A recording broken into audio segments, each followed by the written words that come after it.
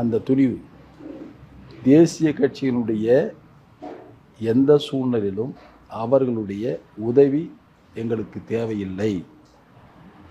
சட்ட ரீதியாக நாங்கள் மக்களால் தேர்ந்தெடுக்கப்பட்டு வெற்றி பெறக்கூடிய நாடாளுமன்ற உறுப்பினர்கள் நாடாளுமன்றத்தில் குரல் கொடுத்ததின் வாயிலாக எங்களுடைய ஜீவாத உரிமை பெறுவோம்.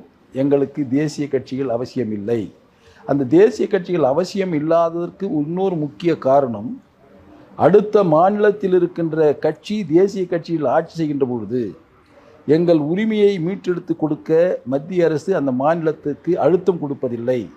காரணம், ஏதோ ஒரு வகையில் ஒன்று காங்கிரஸ் ஆட்சியில் இருக்கிறது அல்லது பாரதிய ஜனதா கட்சி ஆட்சியில் இருக்கிறது.